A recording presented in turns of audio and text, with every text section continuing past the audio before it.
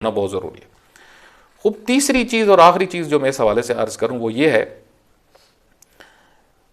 अपने अंदर से गैर मजहबी मिजाज को ख़त्म करना। देखें, जहाँ पे हमने जिनको कबूल किया है ना, उनके मिजाज को भी अपनी ज़िंदगी में लेके आए। पाकिस्तानी मिजाज क्या है? जज्बातियत का मिजाज। अक्ल के ऊपर जज्बात गालिब हैं। हालांकि अक्ल को गालिब होना चाहिए किस चीज़ के ऊपर? जज्बात के ऊपर। थोड़ी सी चीज़ से हम समझते हैं ओ दीन गया, दीन खतरे में चला गया। यानी आपका दीन क्या, उसकी बुनियादें को इतनी ज़ईफ़ हैं कि किसी ने थोड़ी सी गुफ्तगू की तो वो आपको ख़तरे में नज़र आना शुरू हो गया। आप देखें इसी तरीके से होता है ना, मसलन अहले सुन्नत के यहाँ भी इसी तरीके से है और शिया के यहाँ भी इसी तरीके से। अब देखें अहले सुन्नत के जो उलमा हैं अहले सुन्नत के अंदर जो नासबी मिजाज के हैं, वो मोतदिल उलमा को क्या कहते हैं और अवाम अहले सुन्नत को क्या कहते हैं? कहते हैं ये तुम्हें दीन से निकाल रहे हैं। वो कौन सा दीन है जो इन्होंने अपना बनाया हुआ है? वही जज्बात।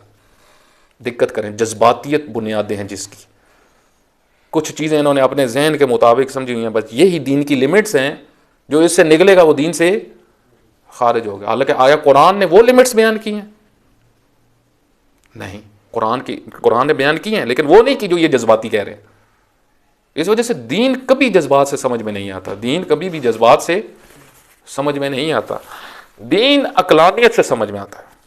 आप देखें आज हमारे यहाँ सोसाइटी के अंदर शोला बयां तकरीरें करके लोग जज्बे में आते हैं, जोश में आते हैं, तो फिर क्या क्या आगे से नारे लगते हैं। मसलन कहीं पे जहाँ पे ये बातें की जाती थी कि शिया ऐसे हैं वैसे हैं वैसे हैं, तो आगे से नारे लगते थे जो है वो शिया काफिर के। जज्बाती तकरीर होती थी ना, वो करता था जो।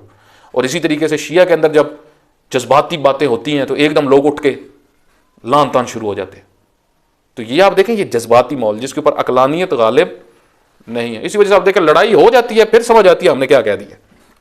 कई जगहों पे जब फसादात शुरू हो गए तो बाद में सुनने वालों को पता चला कि हमने जिस बात पे नारा लगाया था वो तो गलत लगाया था। लेकिन कई होते हैं जो नारा पहले लगा देते हैं, सोचते बाद में हमें किस बात पे नारा लगाना था या नहीं लगाना था। इसको कहते हैं जज्बातियत। ये तमाम फ़िरक़ों के अंदर है। इस मिजाज को हम रबीउल अव्वल में कम अज़ कम हम सोचें, ये इस महीने की बरकत से हम अपने अंदर ख़त्म करें, जज्बातियत और अकलानियत अपने अंदर लेके आए। जिसकी मुखालफत करें, जिससे दुश्मनी करें, दलील की बुनियाद पे। हमें पता हो कि ये हमने इससे बरात क्यों करनी है, क्यों इससे बरात की जाए, जिनसे तवल्ला करना है क्यों उनसे किया जाए, और फिर तबर्रा का माना क्या और तवल्ला का माना क्या है, सही माना क्या है इसका।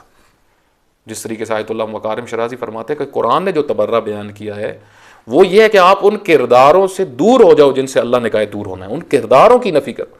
ये नहीं कि मैं तबर्रा कर रहा हूं और खुद उसी किरदार का मालिक हूं। जिस तरीके से वो खतीब पढ़ रहे थे ना, कि मैंने देखा कि एक बंदा चरस पी रहा था और चरस पी के कहता है कि लानत हो यजीद पे, बर यजीद लानत।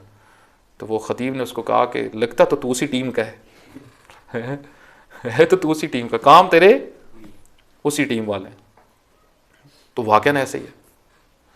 ये जो जज्बातियत में आके बहुत सारे काम कर रहे होते हैं, इनकी काम वही होते हैं, लेकिन सिर्फ दीन को क्योंकि इन्होंने समझा हुआ होता है तशफ़ी, किसी को बुरा भला कह के हमें तशफ़ी सुकून आ जाएगा। तो ये जो है एक दूसरे को बुरा भला कहना, आप देखें आज पाकिस्तान में ये माहौल जो बहुत ज़्यादा बना हुआ है, ऐसी वीडियोस जिनमें दूसरे फ़िरक़ों की तौहीन, उनके मुक़द्दसात की तौहीन, वो सुन के मज़ा आता है बाज़ को। देखें ना, कहते हैं कि हज्जाज बिन यूसुफ जो था वो उसको खाना उस वक्त तक नहीं गुजरता था जब तक वो किसी सैयद का खून नहीं देख लेता था। यानी जब तक किसी सैयद को कत्ल नहीं करवा लेता था उस वक्त तक खाना उसका अंदर जाता नहीं था। यानी उसका मिजाज ऐसा हो गया था। बाज़ लोगों का मिजाज ऐसा हो जाता है कि जब तक दूसरों की तौहीन न करें, दूसरों को गालियां ना दे, दूसरे मकातिब को बुरा भला ना कहे, सुकून नहीं आता। क्योंकि उन्होंने सुकून के लिए इसी हराम काम को पकड़ा हुआ है। जिस तरीके से बाज़ शराब पी के सुकून हासिल करते हैं ना, बाज़ नशा करके। क्यों नशा करते हो भाई? इसी से तो सुकून आता है। तो बाज़ को मजहबी सुकून जो उन्होंने अपना बनाया हुआ है वो दूसरों के मुक़द्दसात की तौहीन करनी। इसी वजह से आप देखें रहबर मुअज़्ज़म अज़ीम शान रहबर, उन्होंने सारे वो इंतज़ामात किए जिससे तफरीक़े का माहौल ख़त्म हो। ईरान के अंदर आप देखिए 9 रबीउल अव्वल को जो ईद ज़हरा के नाम पे बाज़ लोग ऐसी महफ़िलें कायम करते थे जिसमें दूसरे मुसलमानों के मुक़द्दसात की तौहीन होती थी, आप देखिए ईरान में उनको क्लोज़ किया गया।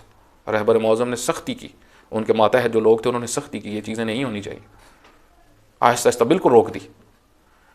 इसी तरीके से वहाँ पे बाज़ ऐसे, जिस तरह अबू लोलो का मज़ार है, ठीक है, तो उसके ऊपर बाज़ जाते थे और वहाँ पे जाके तबर्रे करना और इस तरह की चीज़ें, तो वहाँ पे उनके हुक्म से वहाँ पे ये सारे मामलात बंद करवाए गए।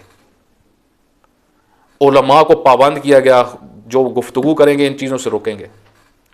इतना पाबंद किया गया कि अपने आप को फ़िरकावारियत से दूर रखो। हम एक उस्ताद के पास पढ़ रहे थे, बहुत बड़ी शख्सियत है, तो उन्होंने एक दर्स में बात की एक, जिसमें फ़िरकावारियत की बू थी। ख़ुद उन्होंने अगले दिन दर्स में कहा कि मुझे आज फ़ोन आया है और कहा कि कल जो आपने बातें की आइंदा ऐसे बातें नहीं करनी। मतलब ये होता है रहबरियत, ये होती है सिस्टम, ये होता है। ये नहीं कि जो लगा हुआ है जनाब, जो मातहत है वो भी लगा हुआ है, जो मुखालिफ है वो भी लगा हुआ है, ऊपर से कोई कंट्रोल नहीं है। भाई क़यादत जो है वो सिर्फ जो है वो डेकोरेशन के लिए तो नहीं होती। रहबरियत व क़यादत डेकोरेशन के लिए नहीं होती। रहबरियत यानी पूरा सिस्टम उसके मातहत कंट्रोल हो, ये रहबरियत का फ़लसफ़ा है। इस वजह से ये जब चीज़ें आएंगी तो खुद ब खुद सोसाइटी में वहदत का माहौल बन जाएगा इंशाअल्लाह।